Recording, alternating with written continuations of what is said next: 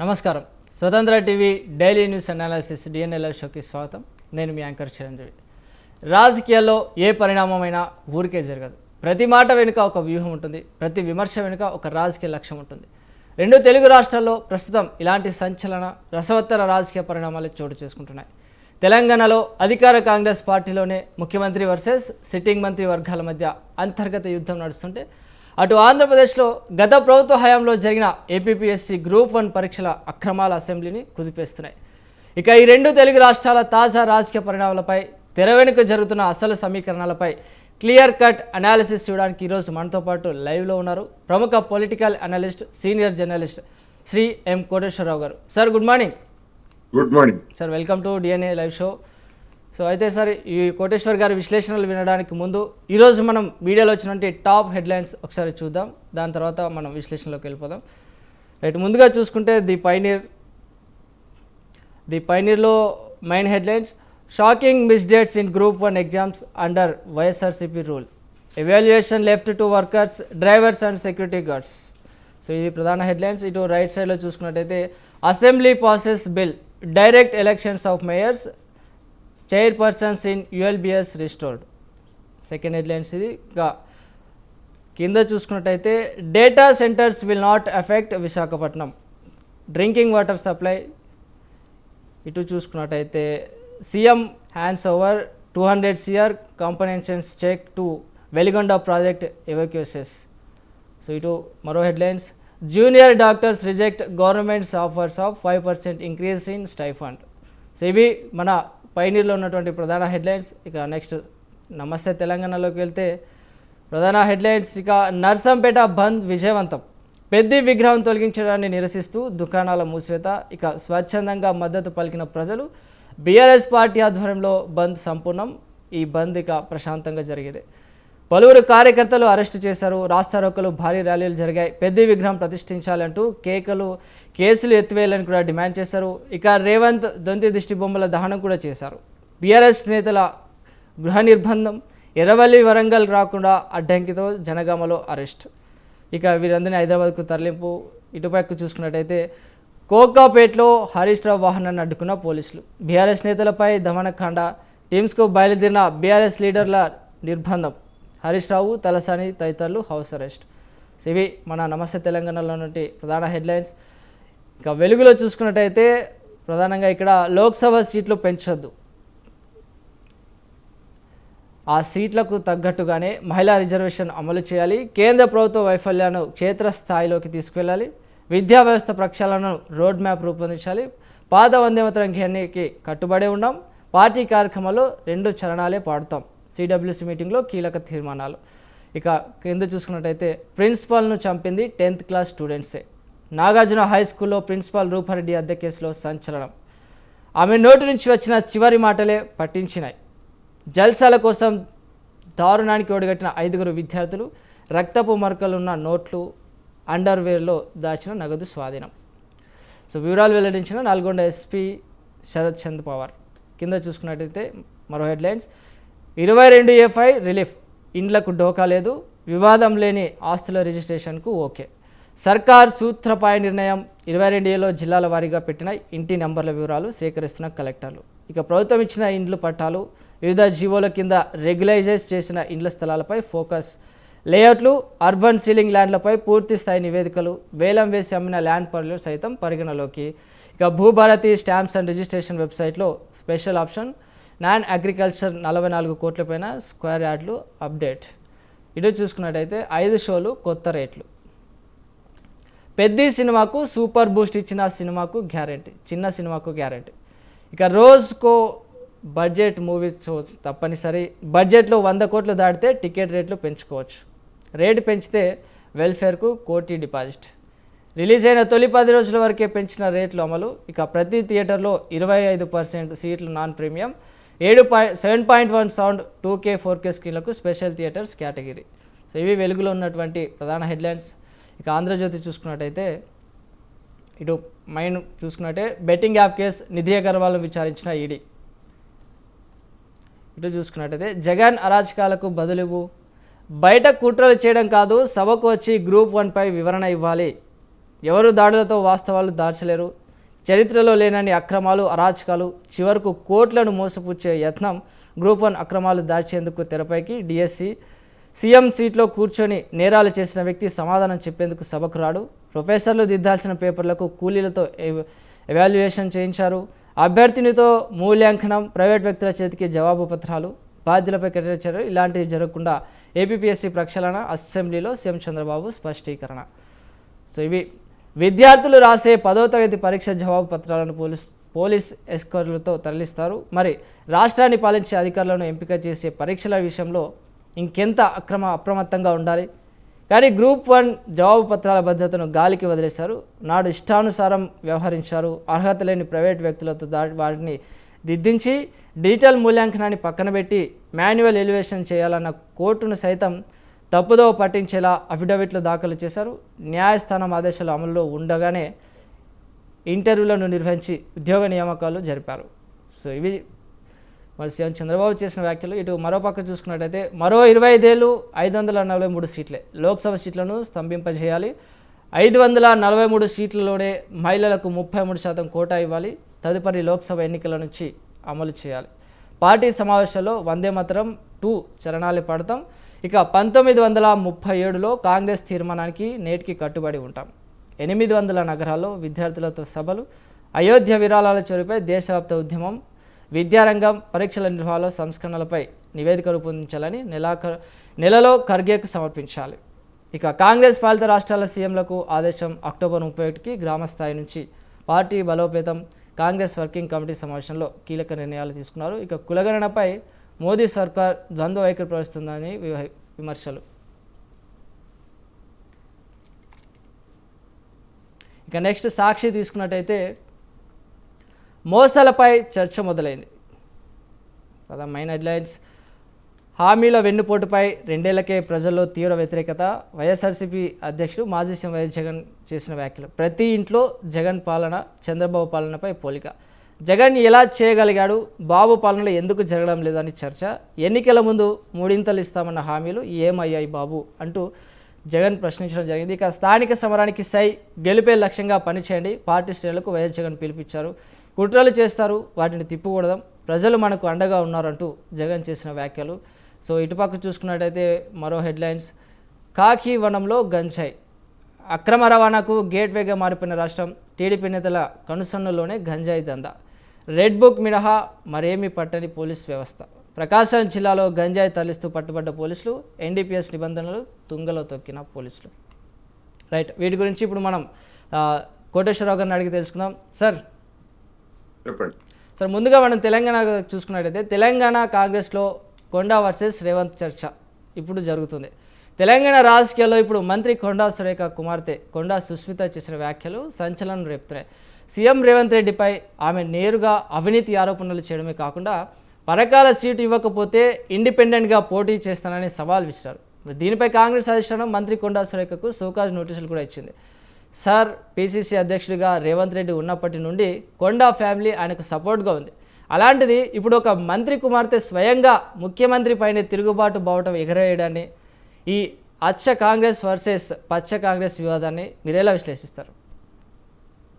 ముందుగా కొండా సురేఖ గారు లేదా మురళి సురేఖ మురళి దంపతులు కొండా సుస్మిత పటేల్ అనేటువంటి ఆమె తమ కుమార్తె. ఆమె చేసినటువంటి వ్యాఖ్యలకి తాము కూడా కట్టుబడి ఉన్నామా లేదా ఆమె వ్యాఖ్యలతో తమకు సంబంధం ఉందా లేదా ఆమెతో ఉన్నటువంటి బంధం ఏమిటి అనేటువంటిది ముందుగా వాళ్ళు స్పష్టత ఇవ్వాల్సి ఉంటుంది. ఎందుకంటే ఆమె వివాహిత, వేరే కుటుంబానికి చెందినటువంటి వ్యక్తిగా మారినటువంటి పరిస్థితి. 2025 అక్టోబర్లోనే కొండా సురేఖ ఓఎస్డి మీద వచ్చినటువంటి కేసుకు సంబంధించి అతన్ని అరెస్ట్ చేయడానికి లేదా అదుపులోకి తీసుకోవడానికి పోలీసులు వెళ్ళినప్పుడు ఆ సుస్మిత అనే ఆమె చేసినటువంటి వ్యాఖ్యలు అప్పుడే ప్రభుత్వానికి వ్యతిరేకంగా లేకపోతే ముఖ్యమంత్రి రేవంత్ రెడ్డికి వ్యతిరేకంగా పెద్ద సంచలనం కలిగించినటువంటి విషయం తెలిసిందే. మరి ఆ తర్వాత మరి కొండా సురేఖ దంపతులకు కాంగ్రెస్ ఏమి అల్టిమేటం జారీ చేసింది, వాళ్ళ నుంచి ఏమి సంజాయిషి కోరింది, తర్వాత ఏం జరిగింది అనేటువంటిది జనానికి తెలియదు. ఆ తర్వాత ఈ ఏడాది మార్చి నెలలో అదే సుష్మిత గారు తాను పరకాల నుంచి పోటీ చేస్తానని ప్రకటించినటువంటి విషయం కూడా తెలిసిందే. మరి అప్పుడైనా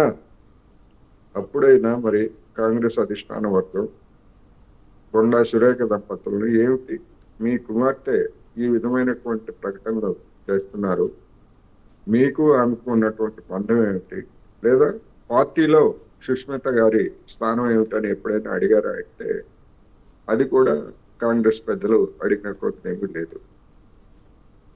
అందుకని మొక్కై వంగనిదే మానై వంగుతుందా అనేటువంటి ప్రశ్న ఒకటైతే, తోటకూర నాడే సరైనటువంటి చర్య తీసుకొని ఉంటే ఇప్పుడు ఈ పరిస్థితి వచ్చేదా అన్నట్లుగా ఆ సుష్మిత గారు తయారు కావటమే కాకుండా రేవంత్ రెడ్డికి సవాళ్ళు, ఆయన మీద అవినీతి ఆరోపణలు, అవసరమైతే స్వతంత్రంగా పోటీ చేసి గెలుస్తాను, ఎవడేస్తాడో రండి అన్నట్టుగా ఆమె మాట్లాడినటువంటి తీరు మనం చూసాం.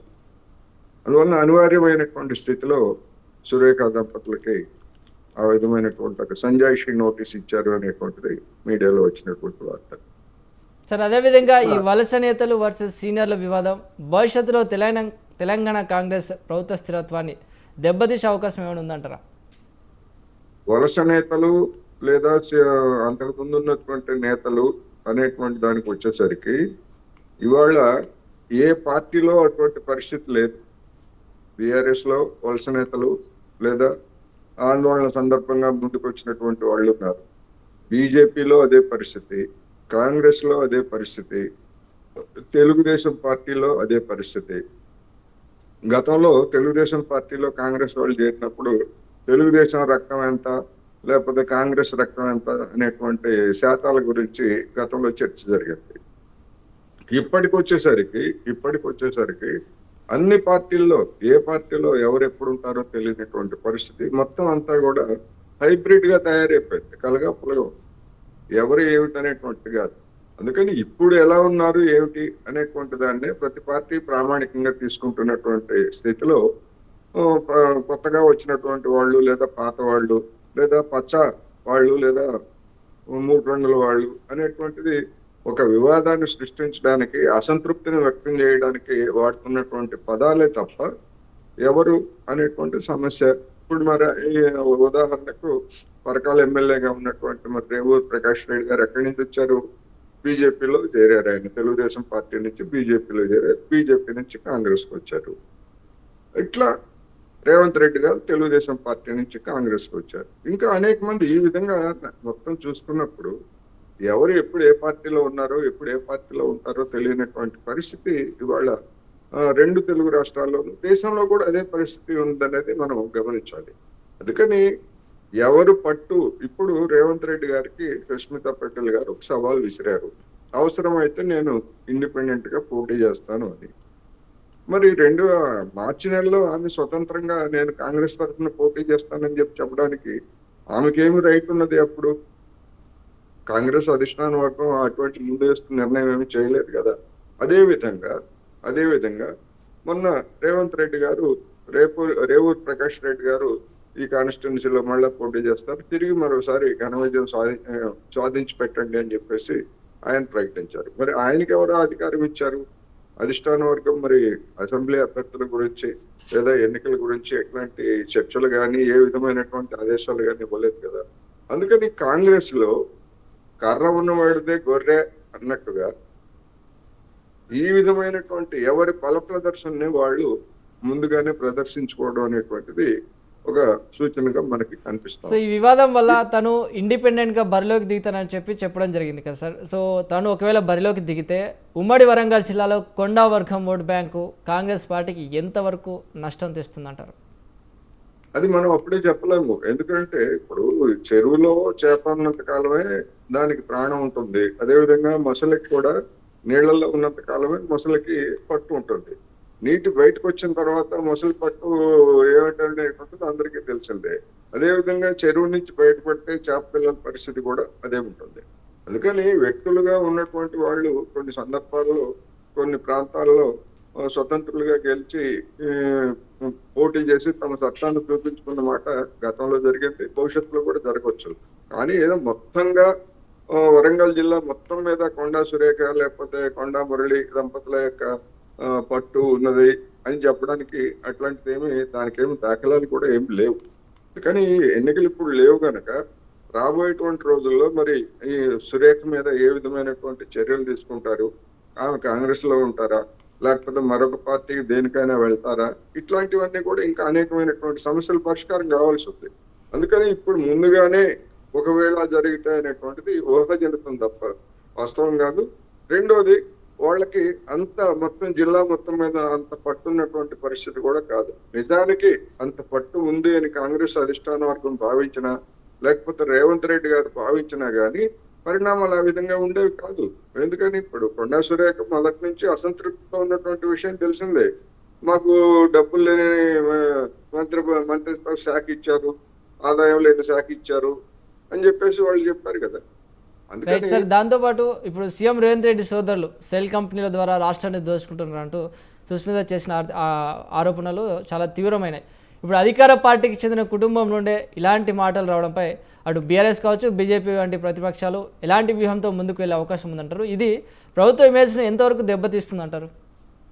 ఇప్పుడు షెల్ కంపెనీకి మన రేవంత్ రెడ్డి సోదరుడు సలహాదారు, చైర్మన్ సలహాదారు, ఎక్కడ ఏ కంపెనీకి లేదా ఎవరికి లేనటువంటి ఒక విచిత్రమైనటువంటి పోస్ట్ ని సృష్టించి దాన్ని సొంతం చేసుకోవడానికి ఆ కంపెనీ పేరుతోటి స్థలాలు కొట్టేయడానికి వేసినటువంటి ప్లాన్ ఇప్పటికే బయటపడింది. అందువల్ల మరి మరి ఆ విధమైనటువంటిది ఎక్కడన్నా ఏ కంపెనీకైనా అఫీషియల్ గా అలాంటి సలహాదారులుగా చైర్మన్లు ఇట్లాంటి పదవులు ఏ కంపెనీ లాస్ లో అయినా ఉన్నాయంటే లేవు. అందుకని ఖచ్చితంగా షెల్ కంపెనీల పేరుతోటి లేకపోతే ఆల్రెడీ ఉన్నటువంటి కంపెనీలకి ఏదో ఒక విధంగా సంబంధం పెట్టుకొని వాటిని టేక్ ఓవర్ చేయడానికి కావచ్చు, లేదా బలప్రయోగంతో రాయించుకోవడానికి కావచ్చు, ఇట్లాంటి ప్రయత్నాలన్నీ కూడా దేశంలో జరుగుతున్నాయి. దానికేమి తెలంగాణ మినహాయింపు ఏమీ కాదు. అందుకని ఆ నేపథ్యంలోనే గతంలోనే అది సంచలనం కలిగించినటువంటి ఆ భూముల వివాదంతో ఇప్పుడు సుష్మిత గారు కూడా అదే విధమైనటువంటి ఆరోపణ చేశారు. అందుకని దానికి సరైనటువంటి వివరణ కాంగ్రెస్ ఇచ్చిన అంటే సరైనటువంటి వివరణ కాంగ్రెస్ వైపు నుంచి రాలేదు. అంతకని మించి రాజగోపాల్ రెడ్డి, కోమటిరెడ్డి రాజగోపాల్ రెడ్డి కూడా అదే విధమైనటువంటి ఆరోపణలు చేశారు. అందుకని అప్పుడు దాని మీద వెంటనే కేటీఆర్ ఏం మాట్లాడారు, మేము సమర్థిస్తున్నాం, మేము కూడా అదే అభిప్రాయంతో ఉన్నాం, రాజగోపాల్ రెడ్డి చెప్తుందని మేము సమర్థిస్తున్నాం అని చెప్పేసి ఆయన కూడా కామెంట్ చేశారు కదా. ఇప్పుడు సుష్మితా పటేల్ చేసినటువంటి దాన్ని కూడా బీఆర్ఎస్ పార్టీ కావచ్చు, లేదా బీజేపీ కావచ్చు, లేదా కాంగ్రెస్ లో ఉన్నటువంటి రేవంత్ రెడ్డి వ్యతిరేక వర్గం కూడా వీటన్నిటిని కూడా ఆయుధాలుగా చేసుకునేందుకు మాత్రం అన్ని రకాల అవకాశాలు ఉన్నాయనేది చెప్పొచ్చు. రైట్ సార్, ఇక మనం ఆంధ్రప్రదేశ్ విషయానికి వస్తే గత వైఎస్ఆర్సీపీ ప్రభుత్వ హయాంలో జరిగిన ఏపీపీఎస్సీ గ్రూప్ 1 పరీక్షలో నమ్మలేని అక్రమాలు జరిగాయని సీఎం చంద్రబాబు నాయుడు అసెంబ్లీలో ఆధారాలు బయటపెట్టారు. ప్లంబర్లు, డ్రైవర్లతో గ్రూప్ 1 మెయిన్స్ పేపర్లు దిద్దించారని, 734 స్క్రిప్ట్లలో 718 మార్చేశారని ఫారెన్సిక్స్ రిపోర్ట్తో సహా సభ ముందుంచారు. మరి సార్, ఒక రాజ్యాంగబద్ధమైన సంస్థలో ఇంతటి ఘోరమైన నిబంధనల ఉల్లంఘన జరగడం బ్యూరోక్రసీపై ఎలాంటి ప్రభావం చూపిస్తుంది? డిఎస్సీలో అక్రమాలు జరిగాయంటూ ఉద్యమాలు చేస్తున్న వైఎస్ఆర్సీపీకి ఈ తాజా ఆరోపణలు రాజకీయంగా ఎంతవరకు నష్టం కలిగిస్తాయంటారు? చంద్రబాబు నాయుడు గారు అసెంబ్లీలో చేసిన ప్రకటన అయినా లేదా దాని మీద దర్యాప్తు నివేదికలో పేర్కొన్నటువంటి అంశాలైనా కానీ ప్రస్తుతానికి అవి ఆరోపణలు మాత్రమే. వాటిని రుజువు చేయాల్సినటువంటి బాధ్యత రాష్ట్ర ప్రభుత్వ యంత్రాంగం మీద ఉంటుంది. వాటిని కోర్టులకు సమర్పించి కోర్టులో ఎవరు గన్మెన్లు, ఎవరు అటెండర్లు, లేకపోతే ఎవరు ప్లంబర్లు, ఇట్లాంటివన్నీ కూడా రుజువు చేయాల్సినటువంటి బాధ్యత ప్రభుత్వం మీద ఉంటుంది. అది రుజువు చేయలేకపోయేట్లయితే ప్రభుత్వానికి చెడ్డ పేరు వచ్చేటువంటి అవకాశం ఉంటుంది. రెండోది, ఆ ఎంపిక ద్వారా ఆల్రెడీ ఉద్యోగాలు పనిచేస్తున్నటువంటి వాళ్ళ సంగతి ఏమిటనేటువంటిది రాష్ట్ర ప్రభుత్వం ముందు ఉన్నటువంటి ఒక పెద్ద సవాల్. వాళ్ళ ఉద్యోగాలన్నింటినీ కూడా వాళ్ళందరినీ కూడా రద్దు చేస్తారా, ఆ పరీక్షలను రద్దు చేసి ఆ ఉద్యోగాల్లో ఆల్రెడీ ఉన్నటువంటి వాళ్ళని ఇంటికి పంపిస్తారా అనేటువంటిది ప్రభుత్వం ముందున్నటువంటి సవాల్.